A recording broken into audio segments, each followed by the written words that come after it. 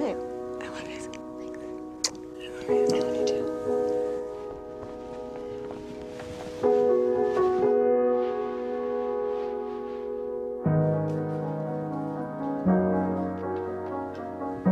So, how long have you guys been together? 14 years. 7 years. Has it really been 3? Close. 8 years. Almost 30 years. The day that Em was being sworn into the bar was the day that the Supreme Court legalized, I know, that's crazy. Yeah.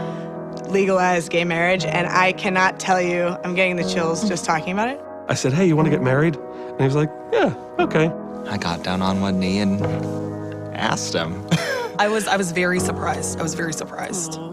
You were. She cried. She cried when I asked her to marry me. Yeah. What do you refer to each other as? Now it's wife. Yeah. Yeah, I guess But that took me some time. I grew up on the south side of Chicago. I grew up in a very conservative neighborhood. Being out was not acceptable. We had come from an era where all you did was hide. The idea of like publicly being able to be with the one I love just wasn't, didn't seem like an option for me. People knew, but it was almost like a conspiracy of silence. We didn't talk about it, so they don't talk about it, and you just kind of pretend. She always comes with that friend. Right. The family, she always comes with that friend on the holidays. And my oldest son came up and he goes, Dad, we knew. Jane's stepmother, when she found out, her reaction was, well, how are 2 women going to share the same kitchen? She really couldn't understand. And I'm like, hey, she wants the kitchen, she can have it. I don't even think it's sunk in, really.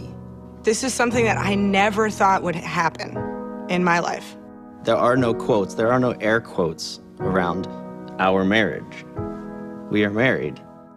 Every once in a while, I'll just stop and say, hey, will you marry me? And I always say, I already did. She knows what's in my heart and what it needs, and she feeds that to me. I'm committed to her madness. She's committed to my madness. I have, with Ed, 2 sons and 3 grandkids. I thank him for that part of my life, which I never thought I would have, which is so meaningful to me. I feel so grateful for all the generations in front of us that have stood up and said, no matter what you want to call this, we know what we call ourselves. And it needs to be the word marriage because words matter. My mom would say to me, don't call him your husband, he's your partner. And I'm like, he's my husband. Deep down, it's like, wow, I get to do this thing. I'm gonna turn it into something beautiful. I should have had the right to do it all along. We now have security, that we will have a life together and that it will be secure. I'm grateful for the idea that family is something we have ownership of now. I love this man. I don't need anyone else but him. And I want to be legally bound to that contract. I always, always, always feel secure, safe, comfortable, and loved with her. Always. She's my comfort zone. I want a society where I can hold his hand and I can kiss him. It's love. And isn't that what you want to support?